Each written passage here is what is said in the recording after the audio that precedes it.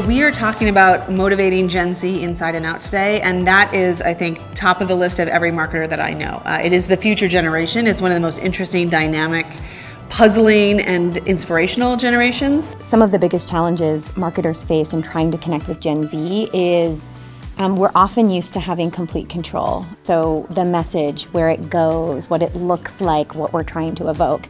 And I do think one of the great things about Gen Z is they're really leaned in. Gen Z is our fastest growing demographic. We think about social media as a language that Gen Z speaks, a first language that Gen Z speaks, that we think in it, right? When you have a second language versus a first language, it's a fundamentally different experience. Right? It is a first language, and whether you are quiet or whether you are loud, it is always there. Because it's all around creation and giving people the tools and the freedom to create. I think Gen Z is also categorized by the concern for social wellness, environmental issues, right? That certainly are the reality.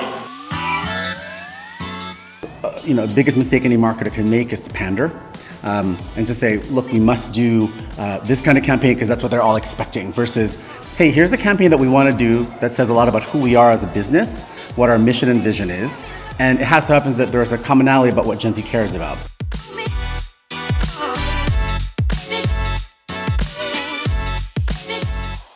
You're forced to interact with people you don't know and have those sidebar conversations, and you get the energy that radiates off of people. So for me, I'm really excited.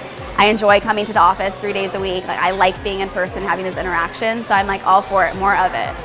Hearing their voice, getting their input, getting their feedback, I think is super critical.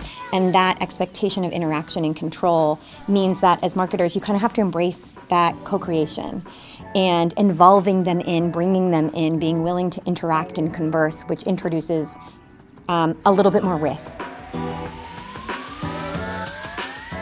The value of learning from other people who have different backgrounds is really giving you that perspective that is okay, I think I'm able to form an answer that I believe is right, and necessarily there is not a right or a wrong, and I think that's what I'll take away from it. Yeah, it's been honestly a great experience, feeling a lot of sense of enthusiasm and excitement on where a lot of conferences are heading. Hybrid is definitely the future, but definitely being in person is so rewarding. There are always great opportunities to connect digitally. We take maximum advantage of those within Marketers That Matter.